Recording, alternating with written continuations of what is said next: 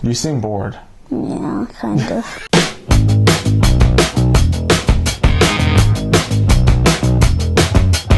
Hey everyone, welcome back to String, Cheese, and Applesauce, where today we're going to talk about Brickfest Live Houston.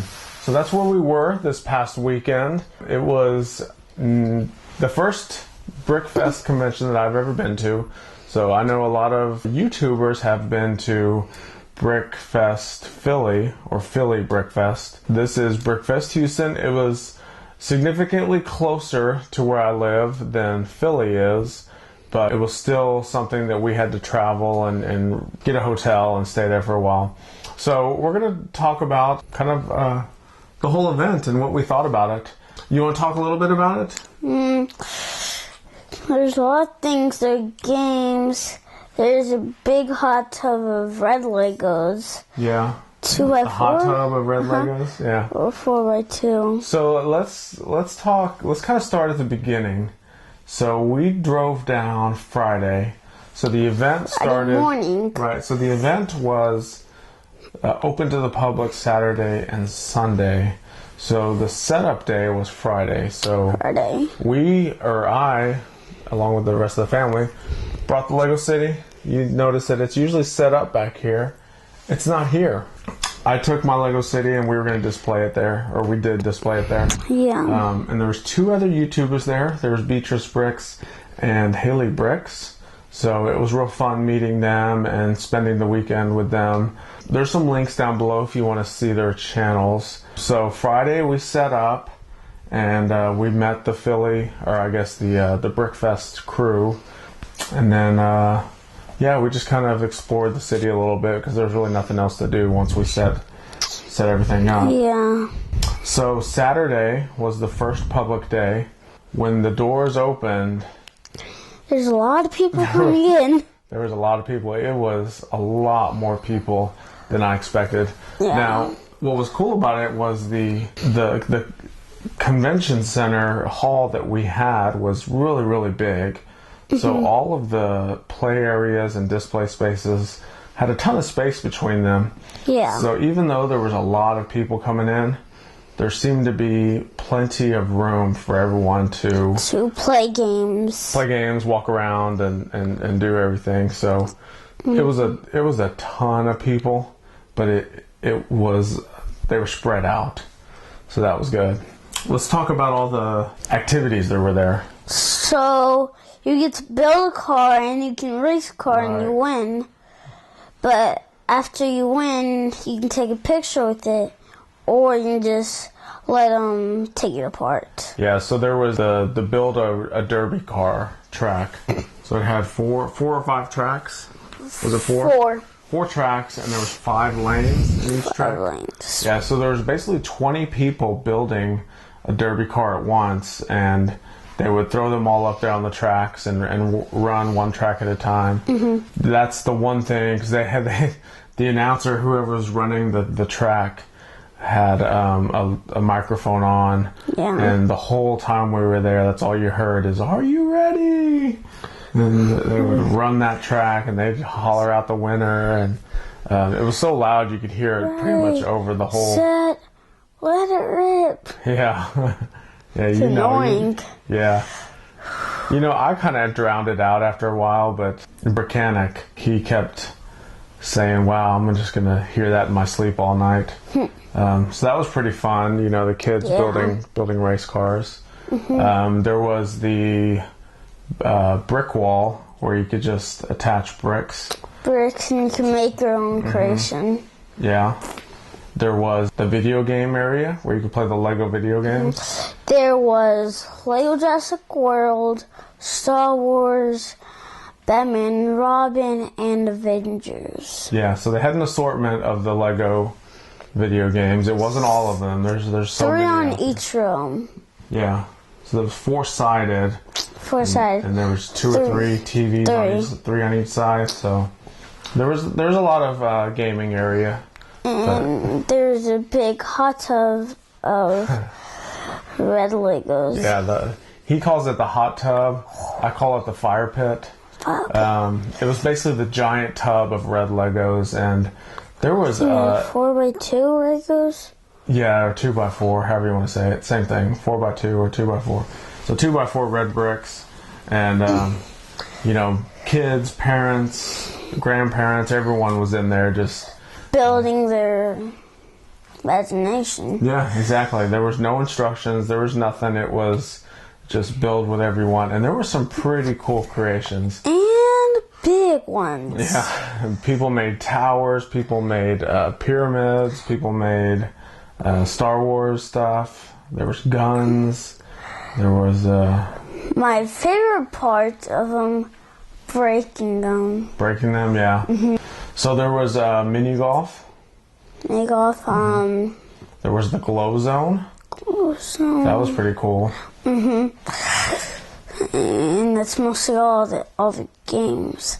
Well, there was there's stuff, space in the city that you can build. Right. So there was they had a little small Lego spaceport type thing that was set up. And a city. And a Lego city. And there were two separate areas. And then they had tables that were surrounding it of just loose Lego elements. And it was a huge assortment of them.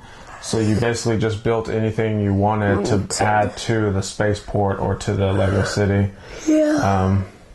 I didn't see too many good creations in there. No, the part assortment, I think, was a little bit too crazy to where they couldn't really build that too much. But, I mean, there was still a ton of people there building. They didn't care. No. There was a little Duplo area. That was pretty cool. What was so the younger kids could play. Yeah. And like Red Pit. But it's not actually like Red Pit. It's like these big Legos. Yeah, it's that's called the Duplo Lego. Yeah. They're like the big Legos. There was the, probably my favorite was the mosaic wall. You remember that? Mm-hmm. So it was a 16 by 16 plate that you would attach 1 by 1 bricks to and basically build a mosaic art creation. And then you stuck that to a wall. And there was a ton of stuff. There was Mario stuff. There was Zelda, Ghostbusters.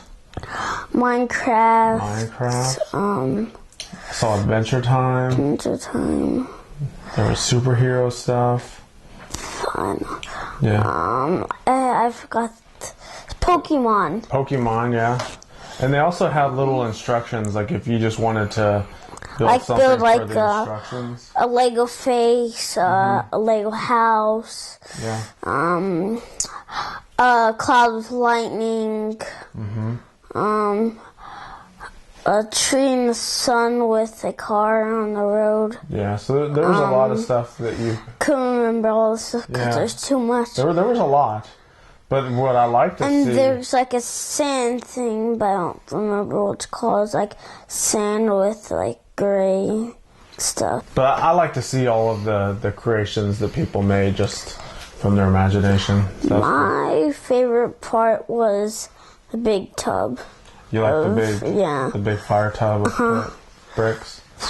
What else was there? There was vendors. There's a lot of people selling Lego. Yeah. There was the Builders Avenue. That was where I was set up. Oh, yeah. So Haley had her Lego City there, kind of town square. It was really cool. She had a lot of big buildings and a lot of sets mixed in with it. A Ferris wheel. Well, that was right next to Haley was Beatrice Bricks. And she had a lot of her modular set up along a city street. She had a Ferris wheel. Yeah, she had the Ferris wheel. Hamburger place. A little cafe. Yeah, so she had a few mocks. So what was your favorite? Oh, you already said the fire pit or the hot tub. Fire pit, hot tub. Yeah. I'll tell you what my favorite part was.